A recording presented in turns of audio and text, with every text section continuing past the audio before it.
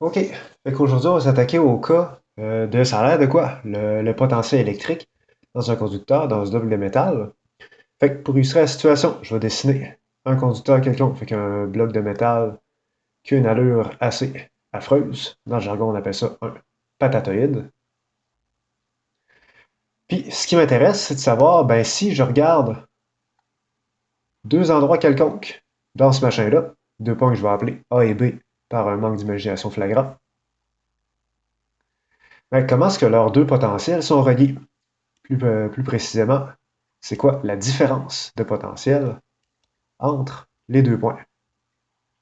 Pour ça, il va falloir se rappeler d'un résultat assez important qu'on a vu dans le cadre du chapitre 2. On s'est dit que quand on avait un bloc de métal, quand on avait un conducteur, partout là-dedans, le champ était un beau gros zéro. Fait que le champ, c'est zéro. Partout à l'intérieur du conducteur, les charges sont juste à la surface. À l'intérieur, on n'a rien du tout. Or, d'une différence de potentiel de 2 points.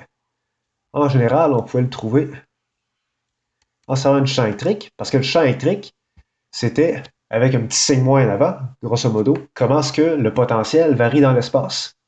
Qu'on avait écrit la différence de potentiel en 2 points comme l'addition de toutes les petites variations du potentiel le long d'un parcours, ici entre le point A et le point B, de E point un petit déplacement dans une direction donnée, fait que ça avait le sens de un taux de variation fois un petit pas dans l'espace. Fait qu'à chaque fois, comment est-ce que notre potentiel varie à chaque petit pas qu'on fait, on additionne ces contributions-là.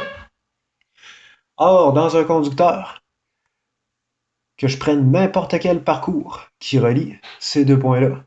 Par exemple, si je prends un parcours qui part de A, qui s'en va vers B, puis je le rappelle, le vecteur ds, c'est un vecteur qui, en un point ici, il est tangent à mon déplacement. Fait que c'est un petit pas le long de ce déplacement-là.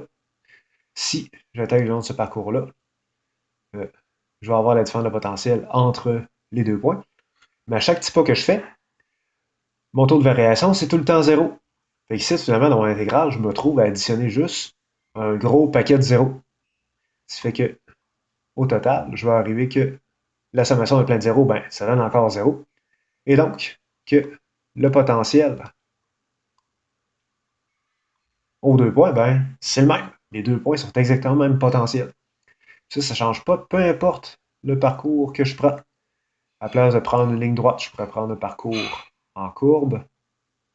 Je pourrais faire des petits zigzags si je veux. Revenir.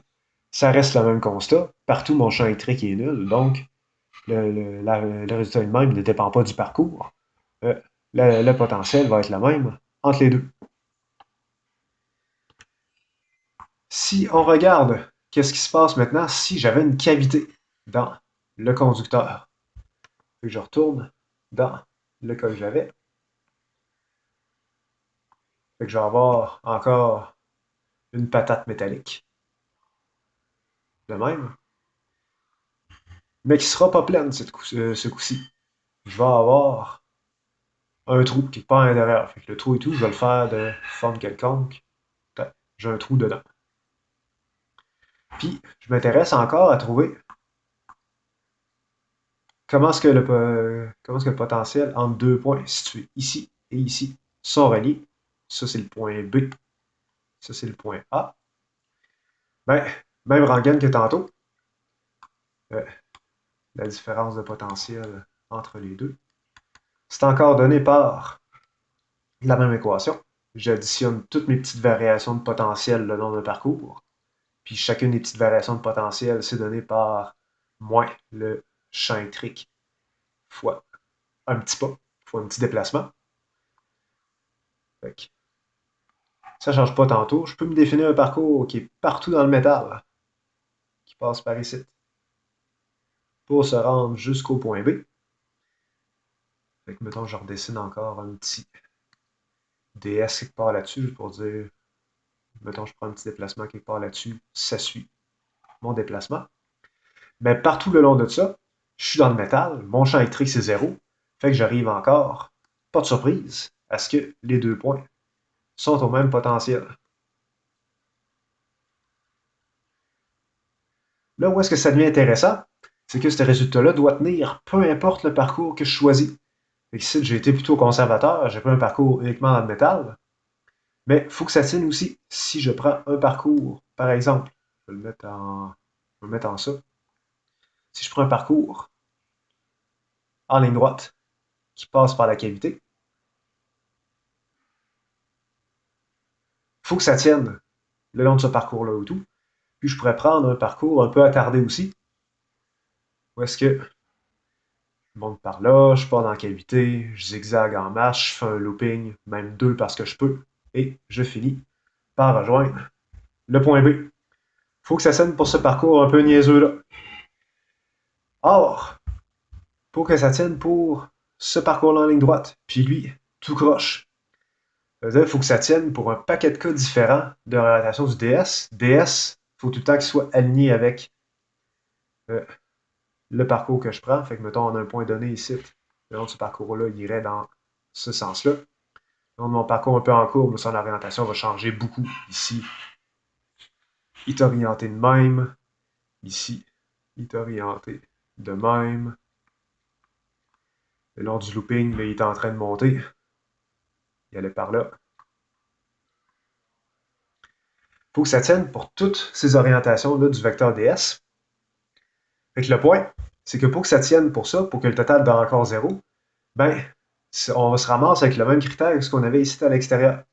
Ici, peu importe la forme, on avait une différence de potentiel nulle parce que le champ électrique, il était nul partout. Mais il faut que le résultat tienne aussi dans la cavité. Quand vous avez une cavité à l'intérieur d'un conducteur, dans cette cavité-là, le champ électrique va aussi être 0, comme dans le conducteur qui l'entoure. Je vais me faire une petite flèche dans la cavité. Je ne voulais pas que ce soit un point ici. Je vais la refaire dans la cavité. Le champ électrique est nul aussi.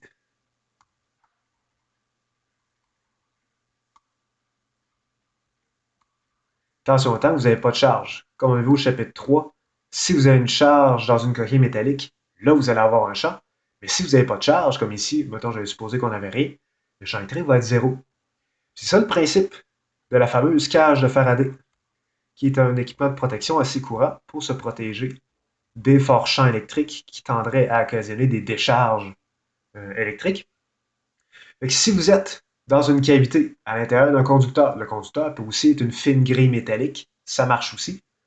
Vous vous retrouvez à un endroit, c'est que le champ électrique est nul, et donc, il n'y a pas de force sur les charges, il n'y a pas de déplacement, pas de décharge. Peu importe à quel point vous avez un fort champ électrique à l'extérieur, dans ce temps que vous êtes à l'intérieur, vous êtes protégé des décharges que ce champ électrique-là peut occasionner.